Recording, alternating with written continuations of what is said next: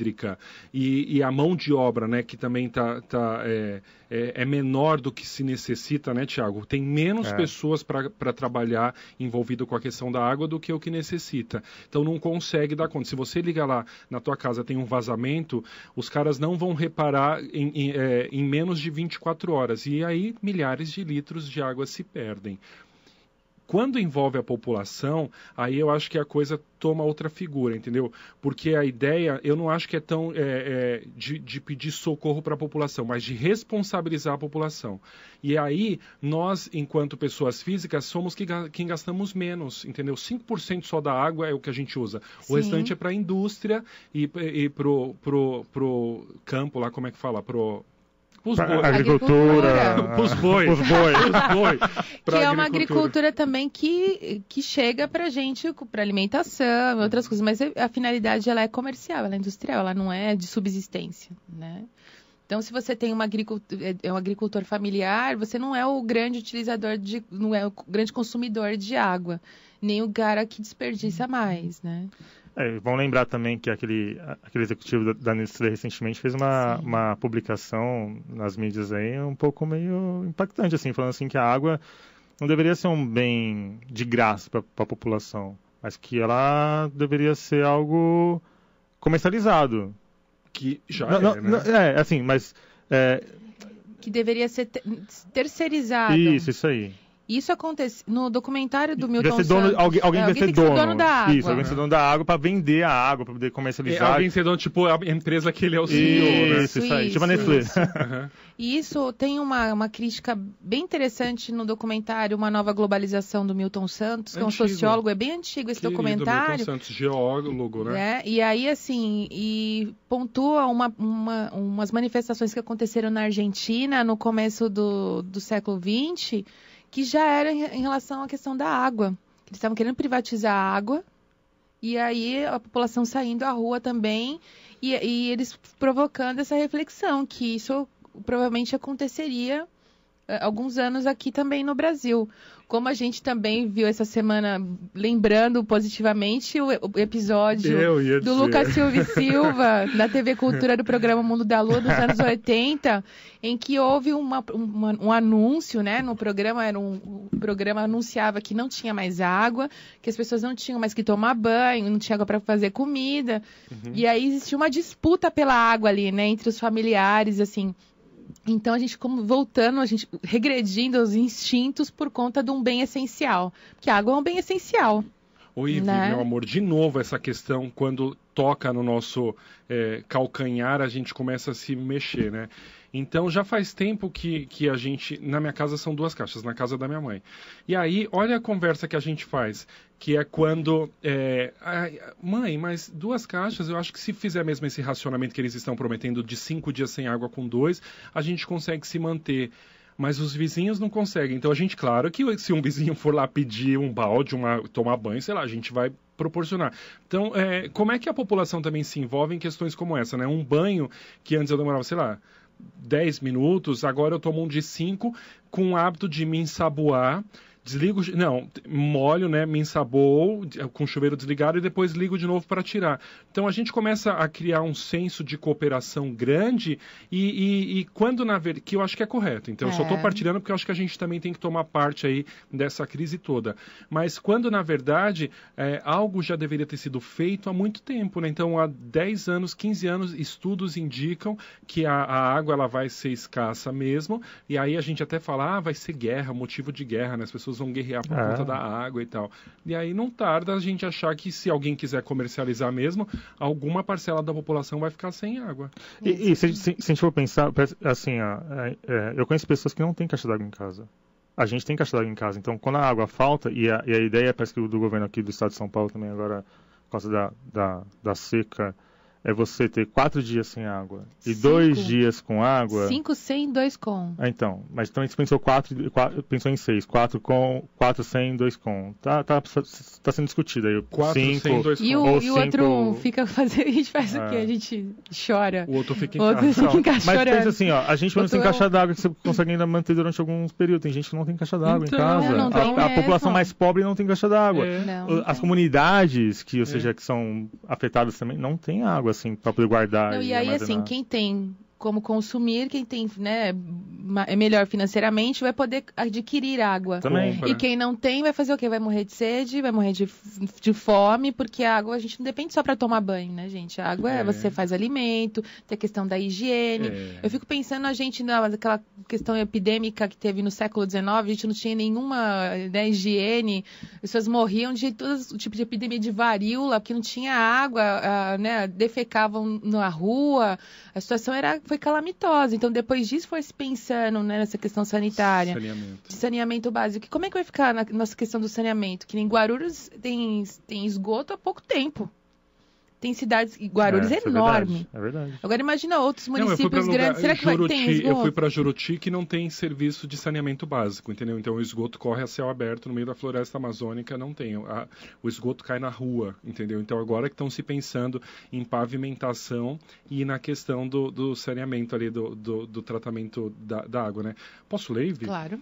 O Daniel Rosa, deve ser seu parente. Olha, Daniel Rosa. Ele está lá em Goiânia, em Goiás, e ele queridamente traz uma contribuição para nós. Por que queridamente, Daniel? Porque a gente, antes de começar o programa, a gente queria buscar no Livro dos Espíritos uma reflexão que referendasse a água como uma questão humana e a água como um direito humano, né? Mas pensando aí junto do Livro dos Espíritos. E ele falou para nós, ele falou assim, ó: bom dia aos amigos da Boa Nova no Mutirão.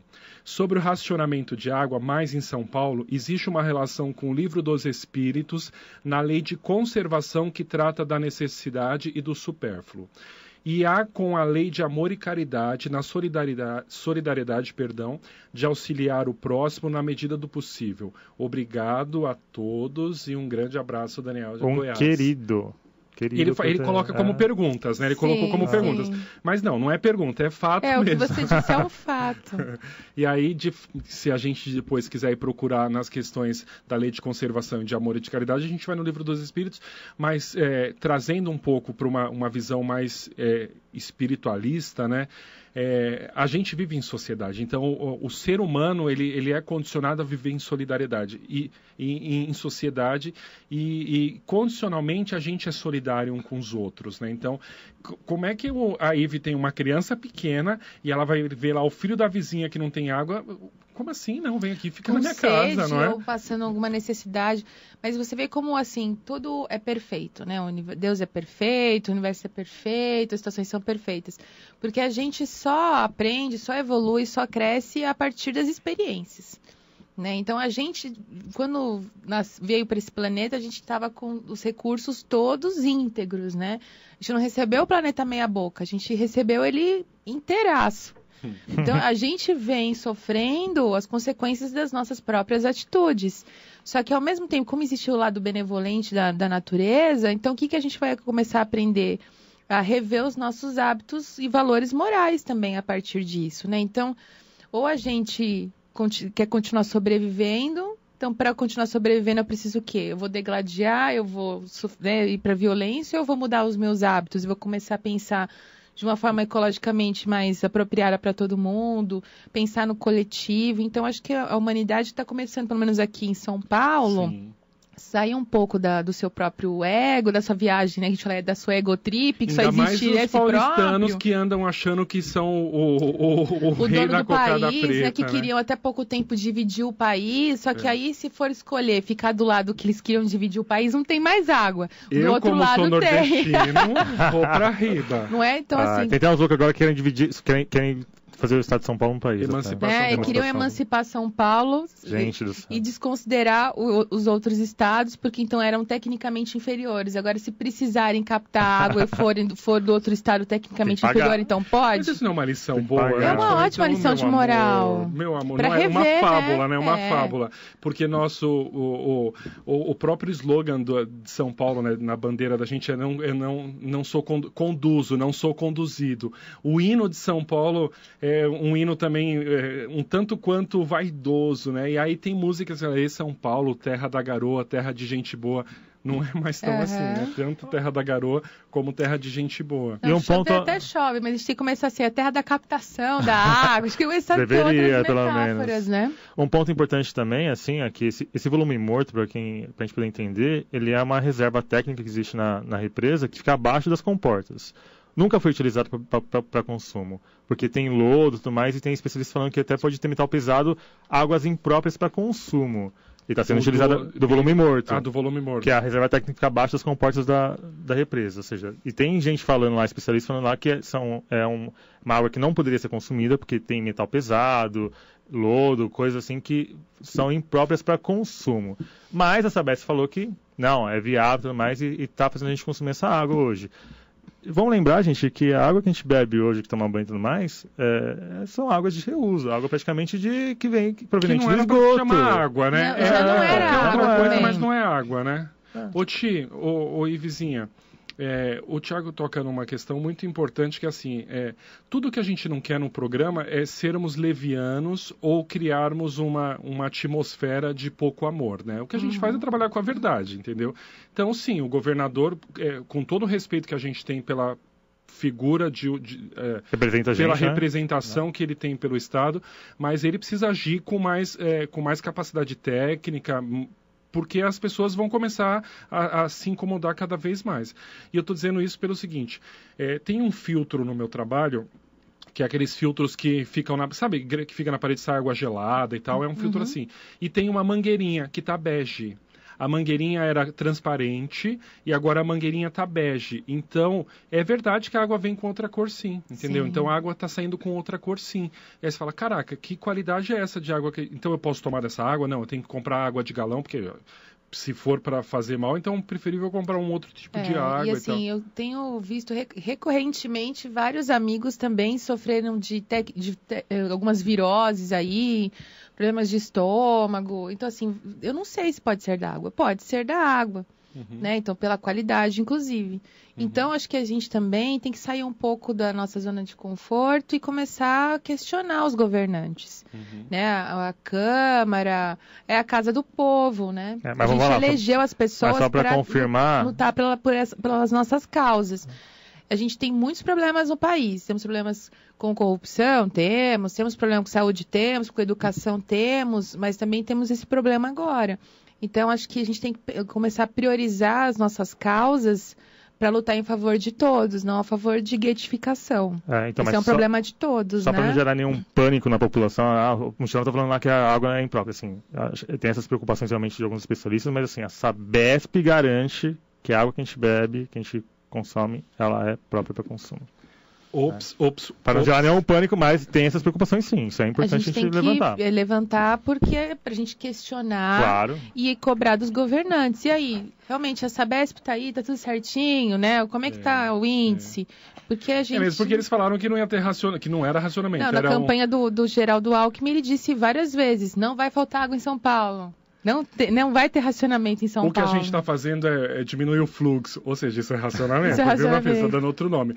E os nossos queridos ouvintes e amados participam com a gente, dando dicas de como que a gente pode economizar água, o que a gente pode fazer. E aí, a Dora, né, ela de Poá, não sei se é Poá aqui em São Paulo ou Poá Porto Alegre, mas acho que é Poá aqui em São Paulo. Devemos colher água da chuva, serve até para lavar roupa, jogar no vaso, regar planta, limpeza da casa. Água da Sabesp só para banho e cozinhar. Então ela é São Paulo, né? Se ela está dizendo isso, ela é de São Paulo. Querida, é uma dica boa, assim. A gente também acha que dá para fazer cisternas caseiras em casa e tal. Gratidão pela sua participação. É a Dora de Poá. O Geraldo Carvalho, daqui da Freguesia de São Paulo, também ele fala assim, não adianta a população fazer economia da água, pois a indústria e a agricultura gastam 90% da água. Quem necessita economizar é a indústria e a agricultura. Aquilo que você comentou, né, Fran? Aí eu sei que a gente não adianta cruzar os braços. A gente também faz, porque como ninguém vai pensar na gente, a gente pensa na gente mesmo, né? A gente vai se ajudando. E a Terezinha aqui do Gopoúva, a Terezinha Geilart, ela deixa o recado assim, né? Deixa a seguinte dica: lavar o box do banheiro, do vidro, etc., com limpa-vidros, e não precisa usar água. Então, assim, a gente começar a pesquisar outras maneiras da gente, né? Cumprir sempre fazer a higiene, a nossa e da nossa residência. Água da máquina de lavar, né? para lavar o quintal, por exemplo, essas coisas. Meus amores, estamos estourando no nosso tempo. Vai chegar agora o povo querido do Juventude Maior com um programa lindo aí. E aí, só mandarmos um beijo grande para quem? Pro Papa. Para o Divaldo, que foi visitar o Papa. Meus lindos, o Papa e o Divaldo se encontraram. Toda a nossa gratidão do mundo por esse Papa aí generoso e pelo Divaldo, um querido que divulga aí a doutrina espírita. E aí, se tem uma coisa que nós não somos proselitista, tem 10 mil religiões aí, cada uma com a sua coisa boa aí, seu lado positivo. Se a sua religião não te faz bem, começa a repensar a religião que você está seguindo, né? Ou começa a repensar suas atitudes. Exatamente. Mas Papa e Divaldo, dois ícones que a gente gosta muito, se encontraram, isso no astral, deve ter tido festa, né? A galera deve ter cantado, foi lindo. Exatamente. Maravilha? Maravilha. Então, perfeito. A gente vai ficar por aqui, infelizmente. Um beijo pro Rico da Lação, um beijo pro Rico. Um beijo pro Rico da Lação, um beijo pro Fábio Levi, que é nosso parceirão de sempre que tá aí na rádio hoje. O que mais? Um beijo para a equipe de apoio nossa que fica sempre, quando não vem aqui participar, estão escutando. A gente vai esquecer de alguém, então todos sejam contemplados, abraçados e beijados carinhosamente. E que venham as águas de março, igual a música, por favor. Que venham as águas de março, por favor. Muita paz. Beijo. Beijo, tchau. É a luz da manhã.